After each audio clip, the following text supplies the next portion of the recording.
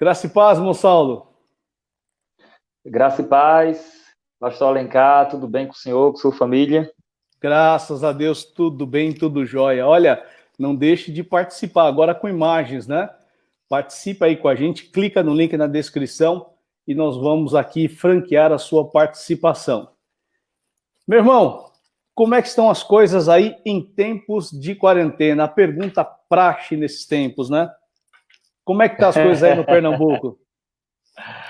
Então, a gente está no isolamento, né, seguindo todas as regras que o governo do estado e também do município tem, por meio de decreto, passado para a gente tem percebido, por exemplo, aqui na minha cidade, a cidade que eu moro, em Arco Verde, aqui em Pernambuco, é uma cidade de cerca de 80 mil habitantes, uma cidade pequena do interior de Pernambuco.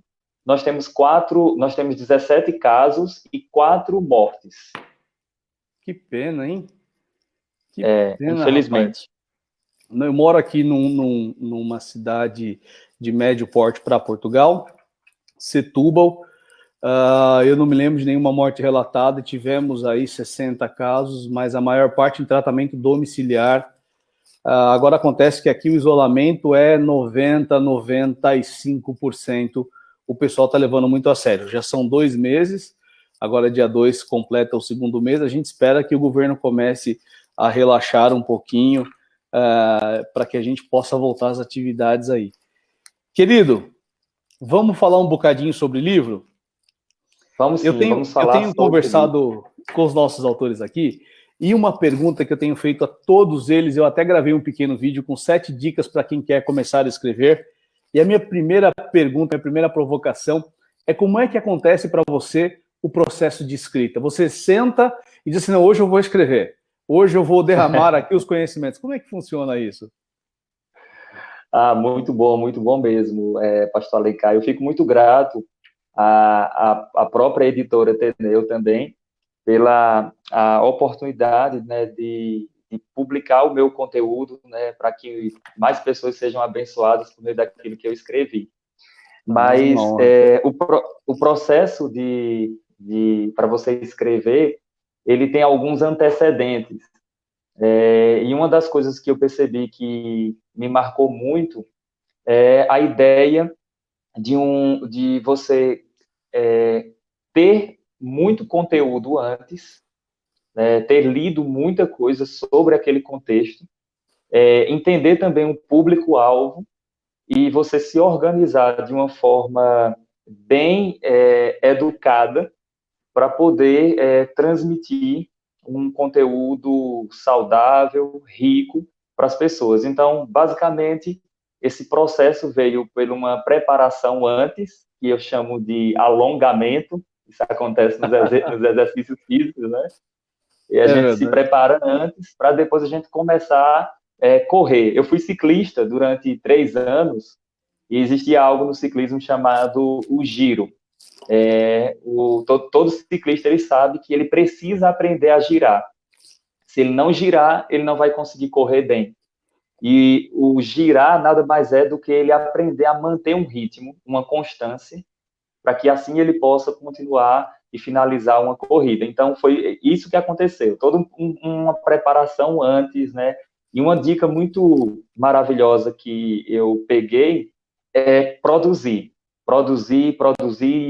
Eu lembro que eu escrevia no celular, escrevia no iPad, escrevia no notebook, escrevia em folhinhas de papel, anotações, mas sempre produzir alguma coisa, porque tem ideias que vêm e se você não escrever naquele exato momento, desaparece e depois você não vai conseguir aquele mesmo raciocínio que tinha antes. Olha que legal, que coisa incrível. Depois, se você tiver um tempinho, naturalmente, imagino que você não tenha tido tempo, dá uma olhada nas dicas. A primeira dica que eu dei foi, você precisa conhecer bem o assunto que você quer escrever. Não importa se é como fazer coxinha ou um manual técnico, passando por poesia, não importa, você tem que conhecer o assunto, você tem que estar confortável com o assunto.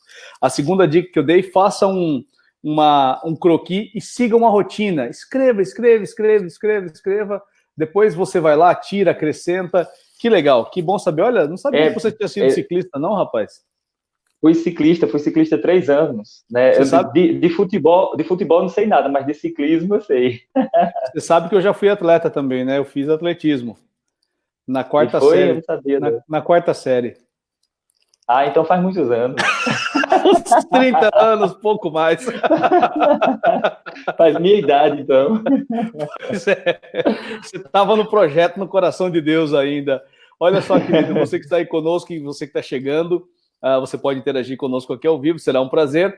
Se você basta que você clique aí neste link que está na descrição do nosso broadcast, da nossa transmissão, e você é nosso convidado para participar. Se você participa ao vivo conosco, nós vamos te mandar um livro de presente, tá bom? Você é nosso É isso convidado. mesmo. Reverendo, vamos falar um pouquinho sobre os teus livros, Surpreendidos pela Eternidade e Apocalipse de Cristo, as 7 igrejas. Eu quero começar pelo Apocalipse de Cristo, quero começar pelo segundo livro, não é? Apocalipse de Cristo, as 7 igrejas. Eu tenho alguns amigos que nós falamos da fé cristã para eles, mas eles não alcançaram a fé ainda. Com esse movimento último que está acontecendo no mundo, essa forçação para uma nova ordem mundial, pode até não ser a nova era, mas haverá uma nova ordem, não é?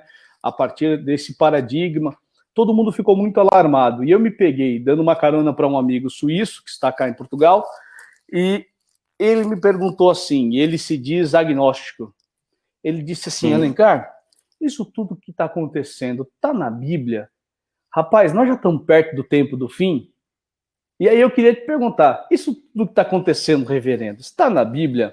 Nós já estamos perto do tempo do fim? Essa pergunta acaba que abrange os 2 livros aí, mas vamos por ela. Amém, amém. Essa é uma das perguntas que mais me fizeram esses dias, né? Eu fiz centenas de lives. Para você ter uma ideia, Que legal. Depois dessa live agora, eu já começo outra live em outra plataforma para poder estar falando sobre esse tema também. Então, todos os dias eu estou fazendo live, todos os dias, literalmente. Graças a Deus, graças a Deus. Eu estou brincando dizendo que eu estou pregando mais do que quando estava sem ser na quarentena. Você sabe que eu falei com uma pastora da igreja Sabaote, na Itália, e eu perguntei, fiz 3 perguntas, e uma delas foi, pastora, o que a senhora acha agora do advento dessas lives, até um pouco sem controle? Ela falou, pastor, eu acho uma bênção. A igreja na Itália nunca alcançou tanta gente como tem alcançado agora. A Itália é um país totalmente católico, mas nesse tempo os protestantes, os evangélicos, têm uma palavra de esperança, uma palavra de alimento, de suporte. Ela disse, olha, nunca alcançamos tanta gente. A Itália não será a mesma depois dessa pandemia e os meios de comunicação têm sido um divisor de águas. Eu fiquei maravilhado, graças a Deus por isso, né? Eu também acho uma bênção, né? Muitos pastores, líderes tiveram que se adaptar para poder estar nas mídias sociais compartilhando a palavra do Senhor. Eu gosto de dizer que todo o ambiente que você puder utilizar, né, para poder compartilhar a palavra do Senhor, isso é saudável. Então, falando aqui sobre a questão da Covid-19, né, dessa pandemia que nós estamos enfrentando, bom, eu gosto de pontuar 3 verdades, né? A primeira verdade é com base em Gênesis capítulo 3, verso 17, em que após a queda do homem, Deus falou para Adão, maldita é a terra por tua causa. Então, a terra, ela tem experimentado efeitos de uma terra caída. Então, por exemplo, Romanos capítulo 8, o apóstolo Paulo fala que a terra geme e suporta angústia até agora. Então, a gente está dentro de um contexto em que a terra está caída, em que a Bíblia fala que Satanás é o Deus desse século. Então, não esperem melhoras para a terra. A tendência da terra é piorar mesmo. Lógico que haverá um momento que o Senhor vai intervir, vai agir poderosamente, vai implantar o aspecto do governo dele aqui na terra, mas a tendência da terra é piorar. Agora, nós como crentes, como cristãos, servos do Senhor, nós precisamos avançar pregando a palavra do Senhor ao número máximo de pessoas. Então, essa é a primeira verdade, né? A terra está debaixo de maldição, é uma terra caída. A segunda verdade é que a palavra do Senhor nos diz, em 1 Timóteo, capítulo 4, a partir do verso 1, o apóstolo Paulo diz assim, que o Espírito Santo expressa que nos últimos dias muitos apostatarão da fé, por darem ouvidos a doutrinas de demônios e de homens que induzem ao erro, que que têm proibido algumas coisas, algumas práticas. Então, a gente tem experimentado aspectos desses últimos dias. Né? Os últimos dias correspondem ele tem algumas características. E se tratando disso que Paulo fala, nós temos testemunhado essas coisas. E um terceiro ponto é que, como igreja do Senhor, como servos do Senhor, como Paulo chama de coluna e firmeza da verdade, nós precisamos nos levantar como uma resposta para um mundo que está sem esperança. Então, qual é a esperança para esse mundo que está no caos, que está debaixo de uma pandemia e todas as pessoas desesperadas? Nós, como a igreja do Senhor, a Paulo fala que Cristo em vós é a esperança da glória. Então, nós precisamos nos levantar nessa ousadia para alcançarmos pessoas, para evangelizarmos, para alcançar o número máximo de pessoas. Olha que coisa interessante, eu quero testemunhar algo aqui, pastor Alencar. Aqui na nossa região, eu não sei se o senhor lembra, mas lembra quando teve aquela história daquela baleia azul, né? Sim, aquele jogo de desafios, né? Exatamente, que teve vários suicídios e tudo isso. Teve um tempo aqui na cidade que alguns adolescentes, eu liderei jovens durante 5 anos e a gente presenciou isso, né? Alguns adolescentes, eles se envolveram com esse tipo de jogo. E teve casos de suicídio aqui na cidade. E como aqui é uma cidade do interior de Pernambuco, essas coisas têm uma repercussão muito grande. Então, o que acontece? A gente tinha duas formas de tratar essas questões. Ou fazer parte do que todo mundo estava fazendo, que situação difícil, que situação complicada, ou aproveitarmos essa oportunidade para anunciarmos a Cristo. Então, o que a gente fez? Nas mídias sociais, a gente divulgou que teria uma palestra em uma grande praça daqui da cidade, com o tema suicídio. Olha. E o que aconteceu? Eu ministrei, eu preguei nesse dia, e a gente teve mais de 1.000 pessoas naquela praça, e a gente teve centenas de pessoas que foram salvas aí em Arco Verde? O Senhor Jesus Cristo. Aqui em Arco Verde. Glória a Deus, que coisa linda. A gente teve centenas de pessoas que reconheceram Jesus como Senhor e Salvador. Então, a estratégia você pode, nesse ambiente de pandemia, de desespero e de todos os efeitos econômicos também que acontecem, você pode entrar no desespero ou você pode aproveitar a oportunidade e anunciar a Cristo para as pessoas, para que elas tenham uma paz na alma delas e tenham a esperança da salvação. Que maravilha, graças a Deus. Querido, eu não posso deixar de perguntar, e aí a gente vai empurrando para falar do livro daqui a pouquinho.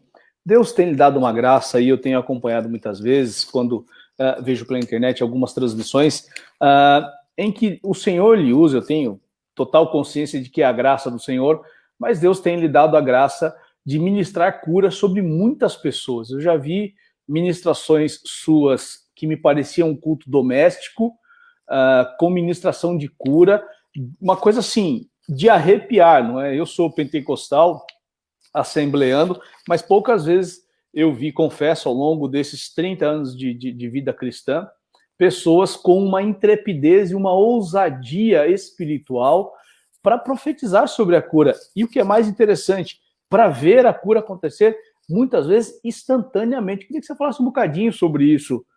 Como é que isso acontece? Fala um pouquinho dessa graça que Deus lhe dá. Amém, amém. Então, nós que somos do meio pentecostal, nós acreditamos na continuidade dos carismas do Espírito Santo, dos dons espirituais. Então, existe uma linha reformada, cessacionista, que acredita que os dons cessaram, ficou ali para o primeiro século, ou mais um pouco adiante, na era da patrística, mas, no geral, eles entendem que essas manifestações, elas cessaram e que hoje Deus pode agir soberanamente, curando alguém, fazendo algo assim, mas não que eu deva orar e estimular para que isso aconteça.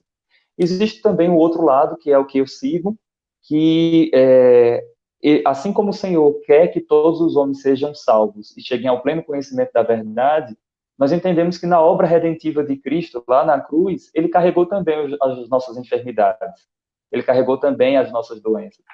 Então, sendo assim, como embaixadores, né, representantes do aspecto do reino de Deus, e na autoridade do nome de Jesus, a gente ora pelas pessoas que estão sofrendo. E a gente tem visto pessoas sendo curadas, pessoas sendo alcançadas pela graça de Deus. Então, Graças a se a gente Deus. olhar na história do cristianismo, por exemplo, se a gente vê sobre grandes evangelistas que foram levantados, ou os grandes avivamentos, por exemplo, 1906, avivamento na Rua Azusa, né, Tremendo. conhecido ali, dos grandes avivamentos William que ocorreu Seymour. na história da igreja, William Seymour, e a gente vê que tantas pessoas foram afetadas por aquele avivamento. Missionários chegaram aqui no Brasil, estabeleceu aí a Assembleia de Deus, e tantas pessoas foram ministradas pelo Senhor. Então, eu creio na continuação dos carismas do Espírito Santo. Eu gosto de dizer assim, pastor Alencar, que em um ambiente de doenças, de tantas respostas contrárias à palavra de Deus, a solução e a resposta que nós devemos dar é anunciar Cristo aquele que cura. Né? A Bíblia fala que Amém. ele é o mesmo ontem, hoje e o será eternamente. Então, se ele fez no passado, ele faz hoje. Então, nós cremos sim no poder de Deus, no poder curador. Creio sim que o Senhor continua operando milagres. Creio na continuidade dos carismas do Espírito Santo. É lógico, existem exageros, existe, mas existe exagero dos dois lados.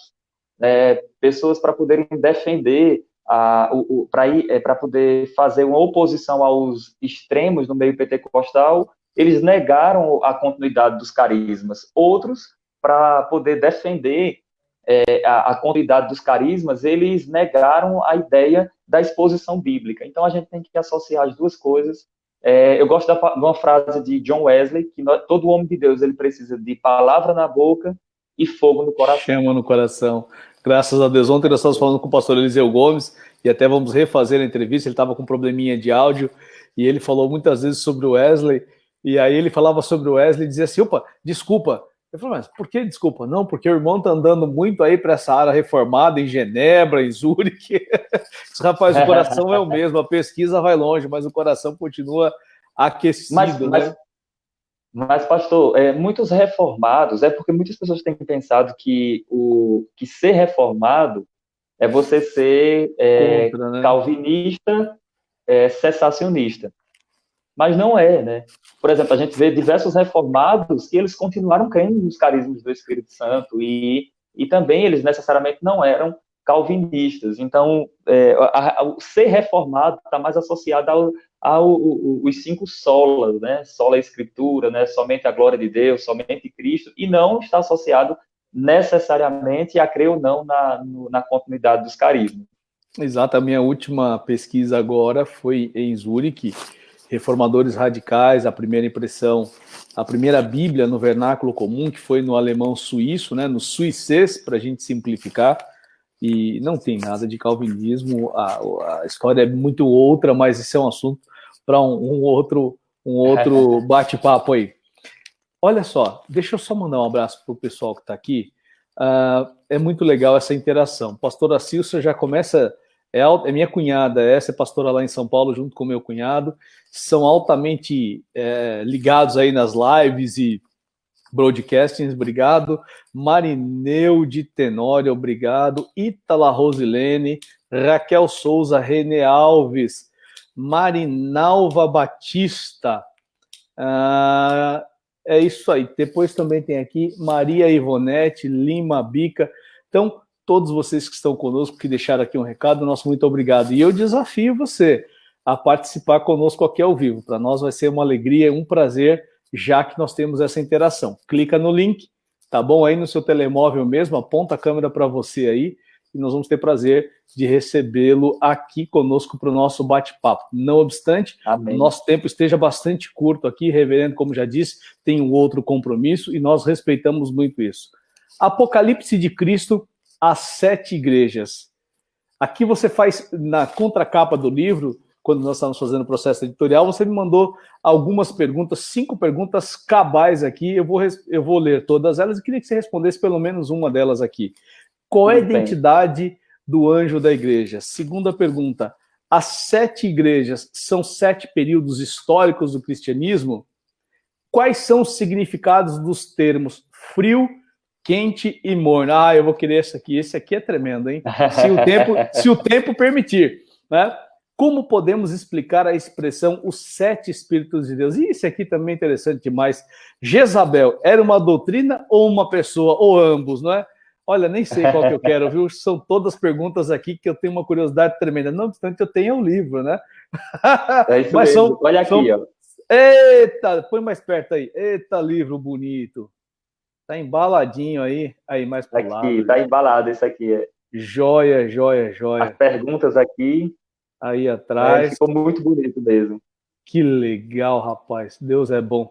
Olha, participa ao vivo. Mansandra Corrari, né? Lima, Renê, todo mundo que tá aí, tá lá, participa ao vivo e a gente vai te mandar um livro de presente, hein? Estamos esperando por você. Diga lá, querido, responde uma dessas, vai, de maneira resumida. Amém, glória a Deus. Então, esse livro aqui, eu queria falar um pouco sobre ele rapidamente. Claro. Esse livro aqui, O Apocalipse de Cristo às 7 Igrejas, esse livro ele é resultado de mais de 5 anos de estudos e pesquisas, né, sobre o tema, né? Eu fui atrás de uma das grandes autoridades que escreveu sobre isso, que foi o John Stott. Ele escreveu um livro chamado O que Cristo Pensa sobre a Igreja. É um dos livros mais difíceis de encontrar, e eu encontrei. Fui atrás de comentaristas bíblicos, né? Eu li centenas, de fato, eu li mais de 103 livros sobre o livro de Apocalipse para poder escrever esse. Esse é um livro de 226 páginas. Quantos livros? 103 livros. 103 livros, glória a Jesus. Eu tenho um deles aqui que tem 1000 páginas, olha ele aqui, ó. 1100 páginas, esse aqui, ó. Que legal, excepcional. É o comentário exegético do Grant Osborne sobre Apocalipse. Que legal. Então, eu fiz várias pesquisas, né, sobre esse tema e eu decidi transmitir um ensino sobre as 7 igrejas do Apocalipse de uma forma prática, em que a pessoa ia ter um acesso ao conteúdo teológico, mas também que pudesse terminar de ler o livro ou ainda lendo o livro já praticar. Com verdades práticas para a vida da pessoa. E uma dessas perguntas aqui que eu vou responder implica nessa ideia de verdades práticas. Então, por exemplo, a terceira pergunta que tem aí no livro, que diz assim, quais os significados dos termos frio, quente e morno? Olha que coisa interessante, pastor Alencar e todos vocês que estão nos acompanhando aqui. Em Apocalipse capítulo 3, verso 14 ao verso 22, existe uma mensagem de Cristo para a igreja de Laodiceia, a famosa igreja de Laodiceia. Cristo fala para aquela igreja de alguns comportamentos que algumas pessoas estavam tendo ali, e no desenvolvimento desse raciocínio, por meio de João, Cristo fala que se eles não se arrependessem, se eles não tivessem uma atitude de arrependimento, Cristo disse assim, olha, vocês devem se arrepender, porque eu estou a ponto de vomitar vocês da minha boca. E Jesus fala essas verdades, mas antes ele diz assim, que uma igreja que dizia, eu sou rico, eu sou abastado e não preciso de coisa alguma. Aí Jesus fala, nem sabe que tu és um miserável, pobre, cego e nu.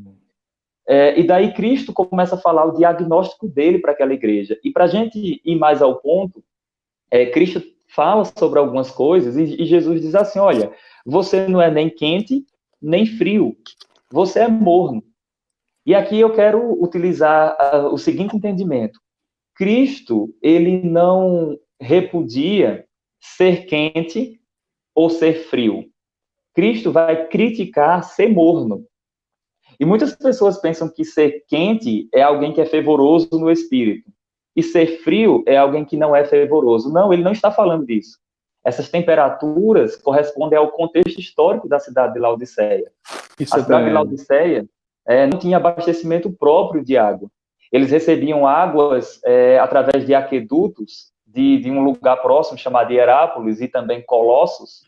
Essas águas, ao chegar em Laodiceia, elas chegavam através de aquedutos contaminadas e mornas. Quando os cidadãos de Laodiceia iam tentar consumir essa água, eles tinham ânsia, porque existia uma temperatura dividida dentro deles, que é a mornidão. Portanto, Cristo estava dizendo assim, diante dos meus olhos, vocês são mornos, vocês são divididos, vocês não são decididos, nem vocês saciam sede, nem vocês curam pessoas como as águas termais de Herápolis, ou saciam sede como as águas frias de Colossos. Não, vocês são divididos, vocês estão em cima do muro. Aí Cristo fala assim, olha, se vocês continuarem dessa forma, eu vomitar-te-ei vocês da minha boca. Ou seja, essa figura que Cristo estava utilizando era uma figura contextual à igreja, à cidade de Laodiceia, e os cidadãos ali com certeza compreenderam aquilo que Cristo estava falando.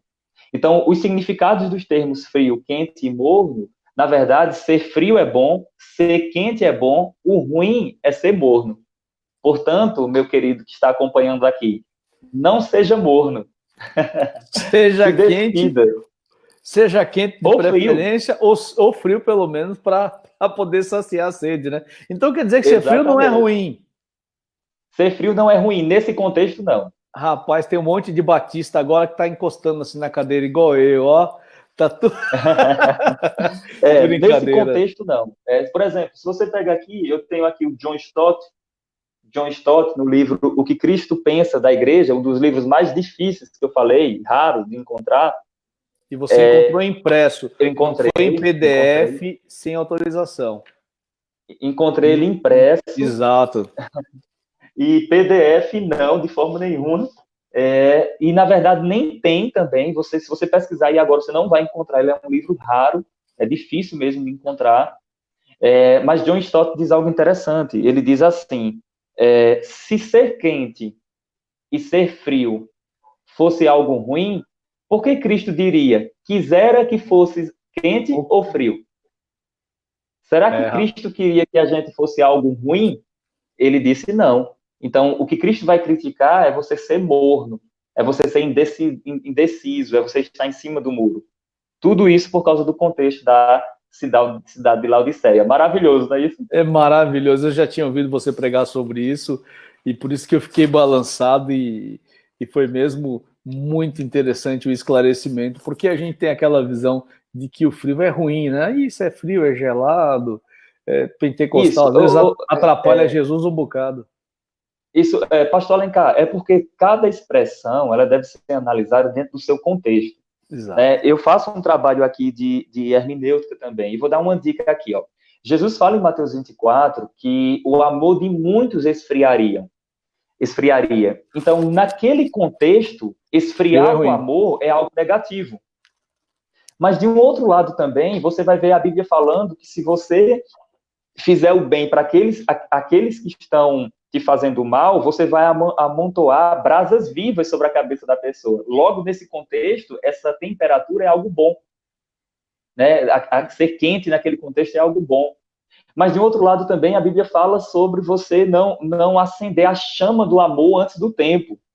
Então, tudo deve ser analisado dentro do seu contexto. E isso é bem fascinante, bem interessante. Primeira regra de hermenêutica, né? O seminarista, no primeiro ano, recebe aquele livrinho, ele diz assim, a Bíblia interpreta a si mesmo. Primeiro as palavras no contexto original do livro, da época em que foram escritas. Genial. Querido, para além do Apocalipse de Cristo às 7 igrejas, nós temos a alegria de ter já em segunda edição, com centenas de cópias vendidas, o vosso livro, que, aliás, tem um dos melhores temas possíveis, Surpreendidos pela Eternidade. Aliás, eu vou consignar aqui o parabéns ao nosso querido irmão Messias Freire. Essa capa, ela é de uma simplicidade, mas é tão agradável, tão elegante, tão bonita. Deus abençoe o irmão Messias. Continue dando esse muito elogiado. Tremendo, né? Tremendo. Ela é inspirada por Deus, não é? Inspirada por Deus. Surpreendidos pela Eternidade. Jesus vai vir como ladrão. Nós não sabemos o tempo do fim. Do que fala o nosso livro Surpreendidos pela Eternidade? Então, primeiro que o título do livro, Surpreendidos pela Eternidade, eu me inspirei em um livro de um teólogo anglicano. Eu tenho ele aqui, o N.T. White. Eu não vou encontrar agora, não, mas eu tenho ele aqui. O nome do livro é Surpreendido pela Esperança. Deixa eu ver se eu encontro aqui, que a capa dele é fascinante. Eu me inspirei nele. Eu me inspirei nele para poder escrever Surpreendido pela Esperança. Quanto você vai fazer? Achei. Achou? Deixa eu só avisar aqui os Achou. nossos irmãos. Irmãos, participem ao vivo. Clica aí, vence a barreira da timidez. Clica nesse link na descrição aí do nosso vídeo. E você é nosso convidado aqui para dar a sua opinião, fazer uma pergunta. Aproveita. Diga lá, querido, mostra pra gente aí. Olha aqui, ó. Tá vendo aqui? Ó, surpreendido pela esperança. Surpreendido pela esperança. E se você observar na imagem aqui, existe uma pessoa que está em um tipo de túnel e ele conseguiu uma saída aqui em cima, ó, a saída. Que maravilha. Então ele é surpreendido pela esperança. Então, com base nisso, esse livro me tocou muito, né? É de um teólogo que ele é acho que ele é pós-milenista. Ele tem uma posição escatológica diferente da que eu entendo, mas os argumentos que ele apresenta são argumentos fascinantes, né? A maneira que ele trata com amor o tema da eternidade é maravilhoso. Então, eu meditando sobre isso, eu fiquei pensando, ora, a gente pode estar caminhando no nosso dia a dia, nas nossas cidades, e de repente o Senhor Jesus Cristo voltar e interromper os nossos planos. E eu almejo esse dia, assim como o apóstolo Paulo desejava, em Filipenses capítulo 3, do verso 20 ao verso 21, Paulo diz: a nossa pátria está nos céus, de onde também aguardamos o Senhor Jesus Cristo, o Salvador, o qual transformará o nosso corpo de humilhação para ser igual ao corpo da sua glória. Então, com base nisso, eu disse assim, olha, pode ser que estejamos caminhando nas nossas ruas, nas avenidas da nossa cidade, e de repente sejamos surpreendidos com o glorioso retorno do Rei, e subiremos para o encontro do Senhor nos ares, e onde veremos a face do Senhor, será um encontro de amor, um encontro de alegria. Então, com base nisso, eu disse assim, por que não surpreendidos pela eternidade? Sendo que a gente há de desfrutar mais ainda da eternidade no aspecto pleno. Então, graças foi daí que nasceu o título do livro. E aqui, pastor, eu vou falar sobre...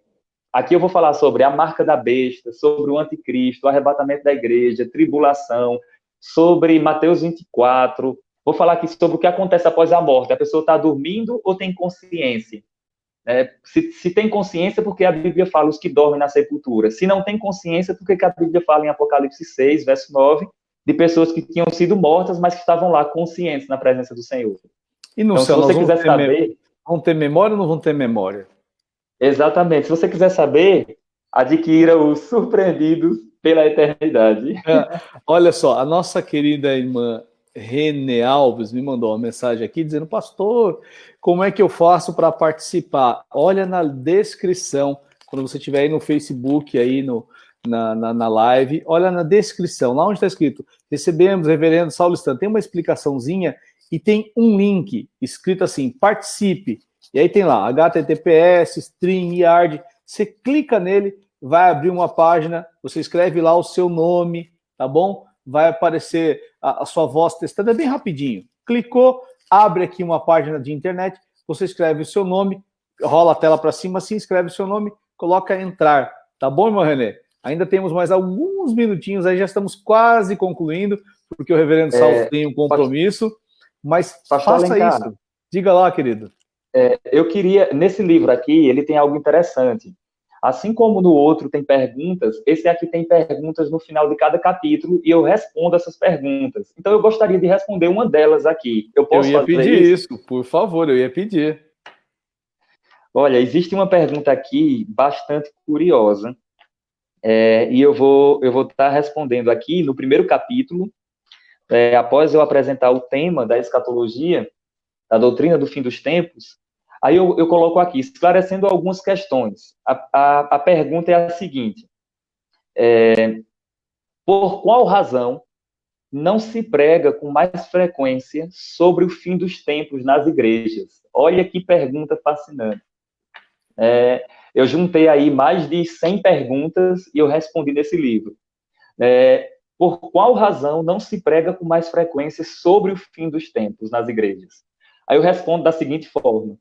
As razões são diversas, mas creio que está relacionado à falta de conhecimento sobre o assunto por parte de muitos pregadores, como também por não ser um tema que permite confortável procedimento dos ouvintes, pois envolve diversos fatores cruciais para as nossas vidas. E ainda mais, desperta a nossa responsabilidade na obra do Senhor. A ausência de ministrações sobre o tema escatologia tem levado o povo de Deus a viver uma vida sem propósito, como se o evangelho se limitasse apenas à presente vida. Então, essa é a ideia. Respondendo essa pergunta, por que não se prega sobre isso? Porque tanto muitos líderes não têm estudado sobre o tema do fim dos tempos, como também não é uma mensagem que traz um conforto para os ouvintes. Pelo contrário, vai confrontar procedimentos, vai chamar a pessoa para a responsabilidade do serviço na obra do Senhor e viver uma vida íntegra, de santidade diante do Senhor. Então, isso não talvez essa seja uma das razões porque muitas pessoas não falam sobre isso. Mas Deus tem levantado vozes, né, para falar sobre isso. Graças a Deus. E, graças a Deus, o Senhor tem me dado essa oportunidade de falar e de fazer essas coisas. Eu gosto de dizer uma frase, né, uma frase minha. Eu digo o seguinte: enquanto eu tiver voz, eu vou falar. Se um dia tentarem calar a minha voz, eu gritarei. E se um dia tentarem me matar, pelo menos ficará registrado que calado eu não fiquei. Ah, muito legal. Olha, irmão Saulo, eu imagino que o irmão já tenha consciência dessa realidade, mas Portugal é o único país da Europa que não experimentou um avivamento. Cá em Portugal, os evangélicos não passam de 3%, segundo o irmão Antônio Calaim, presidente da Aliança Evangélica Portuguesa. Há muito campo para ser conquistado, há muitas vozes que precisam clamar e gritar. Eu já disse isso a você em outras ocasiões, e eu oro ao Senhor para que o Senhor conceda e nos dê graça para lançarmos aqui os seus livros, para que você venha aqui ministrar, palestrar, não só em Portugal nesta ocasião, mas também em Genebra, na França, na Espanha, todos os lugares que a Editora Ateneu está abrindo flancos, né? Na Inglaterra, na Itália também. Meu desejo sincero é que a sua voz se faça ouvir aqui. Você tem muito tempo de ministério ainda, é muito jovem, muito dedicado. Deus abençoe, tem uma família linda. Aliás, me conta um pouquinho da sua família aí, dos seus 5 filhos. Ainda não. Eu sou nordestino, mas o menino parece que não é muito calminho não, né? Eu fico brincando que ele gosta de tocar o terror aqui em casa. Então, eu e minha esposa, né, Daiane, nós somos casados há um pouco mais de 6 anos e a gente planejou para que depois de 4 ou 5 anos de casados, a gente tivesse uma criança. E Deus nos abençoou com um filho. O nome dele é Saulo também, é Saulo Daniel. Saulo por causa deste vaso magro que vos fala, e Daniel por causa da escatologia, né? Escatologia, o profeta Daniel, as 70 semanas, a estátua lá de Daniel. Então, eu disse, vou colocar Daniel também. Então, ele é bem esperto, bem inteligente, e ele vai fazer 1 ano, dia 14 de maio, bonito, e ele agora está ele agora está com ele agora está com minha esposa na casa da minha sogra, nesse exato momento, mas ele está crescendo cada vez mais inteligente. O negócio dele é vir aqui para o meu escritório, pegar os livros e rasgar. Ele está naquela palavra, né? Encontrei a tua palavra e as comi. Ele tá. Não é literal. Literal mesmo. Que graças a Deus. Me diga uma coisa, eu recebi uma mensagem agora, minutos antes da gente iniciar a nossa live, de um pastor amigo que está lá nos Estados Unidos. Sim. E ele estava perguntando como ele faz para adquirir os livros por lá. E aí Amazon, o senhor poderia estar passando também. E Barnes & Noble. Você que está nos Estados Unidos, você pode procurar os nossos livros da Editora Ateneu. Não estão todos, mas os livros do irmão Saulo, por acaso, estão através da loja online Barnes & Noble. Barnes & Noble, digita lá, Saulo Stan, Teneu. Se você tiver dificuldade, você pode entrar em contato com a gente pela página da editora, manda lá um contato e eu mando o link para você em www.editorateneu.com. Tá? Esses dias, irmão Saulo, nós tivemos, foi até o irmão Eliseu Gomes, me ligou me dando uma bronca. Rapaz, como é que você pode fazer um negócio desse? Eu digo, o que eu fiz? Eu não estou sabendo. O meu livro custando 170 euros. Eu falei, como assim seu livro 170 euros? É porque era um desses países do leste europeu e estava numa dessas moedas desvalorizadas. Era 170 rúbias, acho que era na Polônia. Lá. Eu disse, irmão, olha esse símbolo não é de euros e nem de libra. Isso é uma moeda desvalorizada lá. Então, você pode encontrar os nossos livros, primeiro, no nosso site, www.editorateneu.com, também aqui na Europa, sobretudo, através da Amazon.com.fr.uk, toda a rede da Amazon, e nos Estados Unidos também através da Barnes & Noble, tá bom? Se você tiver dificuldade, por favor, nos dê a honra de entrar em contato conosco, que nós fazemos questão. Se não mandarmos o link, mandamos o livro. A nossa missão é principalmente sobre 2 eixos. Primeiro, da Editora Ateneu, produzir conteúdo cristão relevante. E segundo, fazê-lo chegar o mais longe que nós pudermos. Nós não mediremos esforço para fazer os nossos livros chegarem. E agora, nós já estamos começando a traduzir. Graças a Deus, irmão Saulo, nós temos aí, esse mês, nós vamos lançar 2 livros em inglês, já temos 7 livros em espanhol, já estamos começando nossa primeira tradução para o italiano, né, em português. Olha, rapaz, o Senhor tem dado muita graça. A gente vai trabalhando devagarzinho, caladinho, mas o Senhor abre uma porta, abre outra porta e outra porta. Deus é misericordioso. Minha irmã Renê, nós estamos quase concluindo, irmã Renê. Corre lá, clica lá. Eu queria aproveitar a oportunidade aqui e mandar um abraço para sua esposa, para sua família é muito linda. Todo mundo te ama aqui, meu irmão. Que Deus manifeste as bênçãos dele na vida da sua casa, de todos os seus também. E obrigado. Sempre que vier aqui para o lado do Nordeste, aqui no Brasil, o senhor sabe que tem uma casa, tem um amigo para o senhor tomar um cafezinho junto. Poxa, obrigado, rapaz. Então pode vir para cá que com certeza nós estaremos juntos aí, somando no reino de Deus. Então um abraço para sua família também. Obrigado, eu preciso conhecer Pernambuco. Meu pai foi pastor aí em Pernambuco, ali em Jaboatão dos Guararapes, e disse que os melhores amigos que ele tem são os aí de Pernambuco. Os mais engraçados são os cearenses, os mais leais são os pernambucanos. Então, eu tenho certeza que você, lá nos primórdios da editora, foi um presente, continua sendo presente. Eu oro para que o Senhor te abençoe. E olha, irmão, eu quero ver você pelo mundo todo, ministrando, curando na África, na Ásia, na Europa. Você sabe disso, já te disse isso outras vezes, o Senhor é minha testemunha de que eu muitas vezes nas minhas orações me lembro de ti e peço ao Senhor que possa abrir a sua voz para o mundo todo e que o pessoal do Rema libere e concorde, né? Fala um pouquinho da sua igreja para a gente aí, meu irmão. Então, nesse tempo, né, primeiro que contando aqui rapidamente um pouco da minha trajetória, eu me converti, eu tenho 30 anos, né, eu me converti com 14 anos, na primeira igreja batista, aqui de Arco Verde, juntamente com meu irmão, Jânio César, que é um evangelista que está nos Estados Unidos agora. Depois eu fui para a igreja Verbo da Vida, que é a igreja que eu congrego hoje. Depois eu fui morar em outra cidade, tive acesso à Assembleia de Deus, e aí fiquei na Assembleia de Deus um bom tempo. Então, depois retornei para essa cidade, e aí tive contato novamente com a igreja Verbo da Vida, estudei no Centro de Treinamento Bíblico Rema, estudei na Escola de Ministros Rema também, e o Senhor tem aberto as portas para que eu anuncie a palavra do Senhor, né, a palavra da verdade, a palavra de Deus, né, com esse fervor espiritual, alcançando o número máximo de pessoas. Então, o meu pastor aqui é o pastor John Kennedy, ele é internacionalmente internacional. Mas está vivo, né? Está vivo, é o pastor Kennedy. John Kennedy Cavalcante.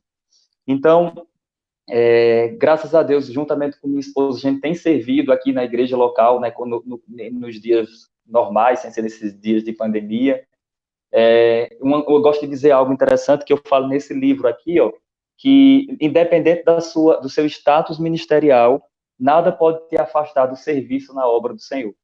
Então, de fato, Deus tem nos levantado para estar servindo na igreja. Fui tesoureiro 3 anos, trabalhei em faxina de igreja 5 anos, liderei jovens 5 anos, com evangelismo 3 anos. Então, assim, já tem uma boa história que dá para a gente somar e abençoar a vida de muitas pessoas. Eu somei também. Aqui, eu acho que você tem uns 60 anos. Tem que pôr atividades concomitantes, não é? Pastor Alencar, sabe o que eu gosto de dizer?